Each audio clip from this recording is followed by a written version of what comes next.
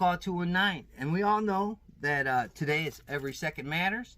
You might as well put a cool gun on the table, cool to me anyways, which is the Polish P64 chambered in 9x18 Makarov round. You guys all know I have a video up about this already. So enough about that little guy. So this is the difference between the Makarov and the 9mm rounds. As you can see here, I'm gonna put them side by side. There you go. Hopefully that will give you a little bit of a edge on it. I can't do it much. I don't have anything really set up there. But there you go. This one's a Hornady critical defense, so it's not full metal jacketed. But that's a little bit of a difference in the 9mm and the 9x18. But I just got back from vacation in Madison, Indiana, which was a good trip. Unfortunately, gun shops are closed on Sundays and Mondays. Well, evidently, some of the gun shops that I wanted to go to were closed on Sunday, Monday, and Tuesday, which is really odd. But a lot of things were closed down there due to COVID-19. I don't know if here in Indiana we don't really have any kind of problems with gun shops being open. I don't know if they opened up later that day. I'm not really sure. I did look at I looked at some gun shops, I believe 2 of them, and they were closed. Even on their stuff online. One said it was open, but it was really closed, and the other one said it was just closed.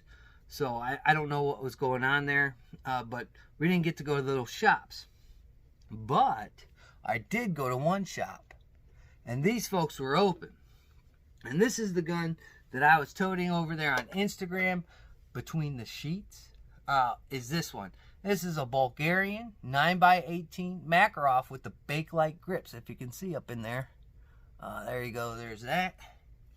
And then, see if I can show you, there's the prints on the gun.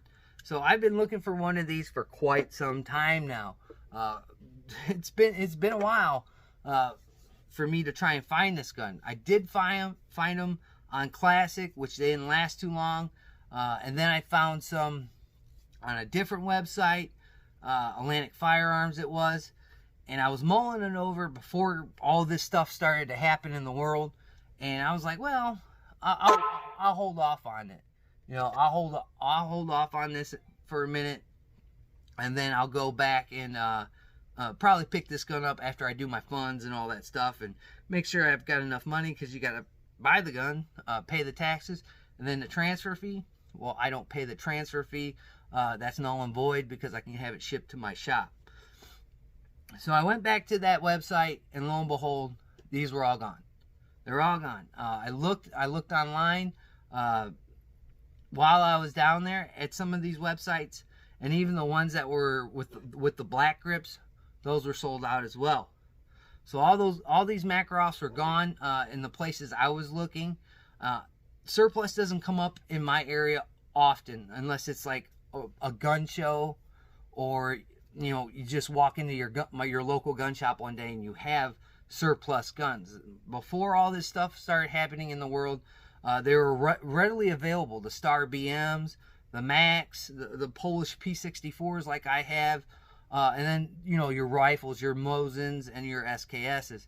Now those guns are being, you know, pretty much bought out of the market. Some of the gun shops are getting them just because they're at times more affordable than your other guns that are coming out, like your SIGs and all that jazz. Sometimes you can find them at a pretty good price. I paid about $270 for my P64. It works fine. Never had any kind of malfunctions with it. So I wanted to add another Makarov to the collection, and I found one. This gun shop that I found it at, I will give them a shout out. It's called Golden Guns. It's on 617 Green Road, Madison, Indiana. And I'll put a picture of the shop because I took a picture of the front of the shop. Well, he had a lot of people coming in, coming out, buying and selling guns. So I didn't have a huge opportunity to talk to this guy. And what what created an even more, to me, it was uncomfortable situation is how I came about getting this gun. So I was moseying around looking at what he had. He had some FN scars. He had some AK 9mm pistols, which were, I don't want that. I wasn't looking for that stuff. And I found a box of Makarov on a shelf. Quite a few boxes of Mac. Looking at all his kind of little different spots of ammo that he had in there. He had some bulk stuff. He had some, I call them deer rounds, like 243, things like that, 270. So I grabbed the box of Mac, walked up to the counter, and I asked the guy, I said, hey man, you wouldn't happen to have a Makarov, would you? I said, I already got a P64. Do you have like a Bulgarian or a different type of Mac? He said, yeah, I do. So the one guy reaches down behind the counter and pulls this beauty out. I mean, this gun's in pretty good shape. It does look like it's got some crud in there, but I'll get in there and get it out. But it's in pretty good shape for being as old as it was. Well, what kind of made me sketchy about it, and you shouldn't ever feel that way, but I did, is the one guy pulled it out, and it wasn't on the shelf yet. And then the dude that was doing the 4473s grabbed the gun and immediately ripped the price tag off. So I never got a chance to see the gun, the price of the gun. And he's like, well, man, I got to watch how you mark this stuff. This is less than what I paid for the gun. And I was like, did you pay a lot? He's like, yeah, these guns are flying off the shelves. I can't keep them on there. And I said, how much do you want for it? And he said $500. I said, $500 is kind of steep for a Mac. I said, I looked on Atlantic and Classic and see them running as high as about a little over $400. He's like, well, I just sold one of these guns a couple weeks ago. I just got another one in. They're a hot seller. And I said, I'll give you $475 for it. That's, in my opinion, that's kind of overpaying for this type of firearm. And he said, no, I need $500 for it. So at that point, he's not telling me what that price was that he had this gun tagged at. In some cases, I've been to gun shows and that's happened to me, or somebody's had an SKS and they've been like, oh, it's $650, and you try and talk them down. Nope, I need $600. I need $600. Well, this guy was sticking at $500 for this gun. To me, that's it's overpaying for this type of firearm. But again, they don't come around that often in my area. I have to make do. I'm not trying to go into this guy's gun shop and pissing him off. And at that point, I'm just like, you sure you don't want to do $475? He's like, man, I need $500 for it. So the wheels started turning in my head, and I'm saying to myself, I come back up here, am I ever going to find one of these guns? Am I going to have to wait for Classic or for Atlantic or for Brownells if they even carry this stuff? Am I going to have to wait for these guys to get another shipment in to get it for the price that I know I can get it as, because I can just nix my transfer fee because I get a free transfer fee at work? And I thought to myself, I better not let this one go, and I paid the $500 for it. I usually walk away, but I think he got me for about $150. I overpaid for the gun. But see, what made it even a little bit more of a delicate situation is there's a guy in there before me trying to do some kind of trade-in on something, and got in a little bit of a quarrel with the shop owner, and then he's like, well, I'll go home and get some bullets. So that guy left. Well, these two kids came in, and that guy came back. So the guy that went home to go get the box of bullets came back, and these two kids came in right after him. And as I'm doing my 4473, because they're down there, I had to do it on paper, by hand. And some shops it's a little bit different. You could either do it by hand or do it on a computer or laptop or something of that nature. Well, he asked the kids, after the guy he was filling out his 4473, because I guess they came to an agreement. He had a Glock, the kids had a Glock 19, I believe it was a Gen 5, and the shop owner asked how much he wanted for it. He said, I'd really like to get $450 out of it. You know what I'm saying? Those guns run a little bit over $500 for a 19. That's what I paid for mine. Little over $500. You know, not much. Well, the guy that was filling out his 4473 immediately turned and said, I'll buy that gun for me right now. So to me, that's kind of rude when somebody's trying to make a deal with a gun shop and some dude just turns around and tries to cut the gun shop off. I mean, if it was my gun shop, I would have canceled that guy's paperwork and told him to leave. But I guess that wasn't the case. I didn't really get into the situation. I pretty much blocked out the argument because it started an argument.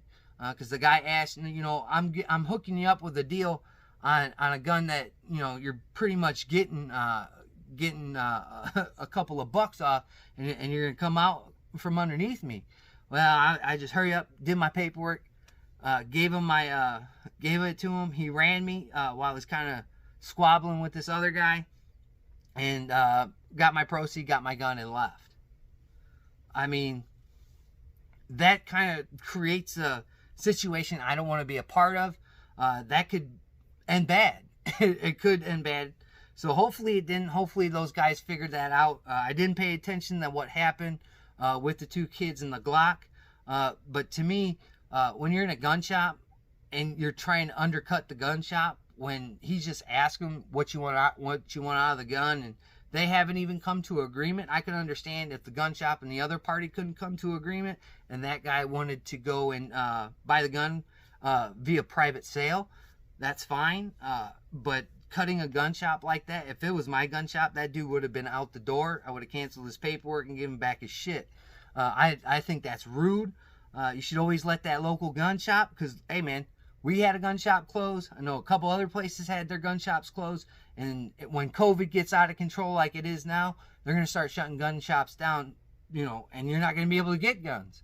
So I just think, and that could impact these mom and pop shops that I think are very important for the communities. So I picked up my Makarov and I jetted. And when I got back to the house, the vacation house, looked, and somebody had put some orange paint there. So looking down that sight, that helps it out, man. So I got my gun. I hope those guys worked out their problems. I'm going to show a video of how to break this gun down. It is a blowback design. So you just move this trigger guard out. I think I might have a video of the Polish P64 on there. Pretty much the same movements on getting the gun apart. So that's what I came up with in Madison, Indiana, was this old Makarov behind the counter before it got on the shelf. So thank God, because I guess he was selling them like hotcakes. So, I mean, I think I overpaid for the gun. Leave down in the comments if you have one of these guns, what you paid for it, or if you bought one in this time that we're in now, which is the Covidian 19, and see how much you paid for your gun. Me, I think I overpaid for this gun. The magazine's still good. I stuck a couple rounds in there, and the springs work good in there, so that's a plus. It does have the open sides, little windows on the sides. It is 8 rounds, so I mean, it's a standard Makarov. It's cool. I've always wanted one to put in my collection. Right now, I seen that Travis P11. He's had his Makarov out and he was shooting it. I might look for something of that realm, or a different variation of the Makarov, because there's so many out there. Some people on Instagram said it might have been a CZ Rami or something like that, but it wasn't. It was just the old Bulgarian Makarov with the lanyard loop. That's what you saw in that picture. Safety decocker, the slide stop, slide release, whatever you want to call it. And somebody kind of touched up the sight for me, so it makes it a little bit easier to see, because there's not much down there, man, when it comes to sights. So I'm happy. I mean, even though I overpaid for it, I'm happy it's in the collection. These old guns, I look at being an investment for my kids. You know, God forbid I pass. If he can get $500 out of that gun, he can get $500 out of that gun. So one of the kids could pay a bill, or, you know, if they got their school book rental or something like that, And I always encourage my kids, you know, I got quite a few firearms, to keep some for themselves, especially in times of unrest. To take the kids out, they go and shoot. They understand firearms, they understand the meanings, and they know what they're for. So you liberal people out there, don't try and corrupt my kids, because they ain't going to work. So hopefully they can find some value further down the road out of these old guns. Again, I look at them as an investment. Can't wait to shoot this gun and put it on some steel targets, and then compare the old Makarov with the new Makarov. So that's what I got down there in that gun shop. I did pick up another firearm. I'm going to do another video on that oldie but goodie, if that didn't give it away. So I'm happy. Again, price was a little bit of a situation, but up here, up north, up here on the lake, man, you don't know when these guns are going to come through, and you don't know how much they're going to be, or, you know, if you're ever going to see them. Walking through a store in the middle of nowhere, which is pretty much Madison, Indiana, and picking one of these old times up, I'm happy with it. Can't wait to shoot it. I want to thank my old and my new subscribers, just the people that zip through. I greatly appreciate it. We're going to get this thing out. We're going to shoot it. We're going to test it. We're going to compare it. And, you know, I can't wait to find the next small little gun shop find on my next adventure. So, like, comment, and share your favorite gun content all over the interwebs. Don't forget, every second matters. And like always, guys, we'll catch you on the next one.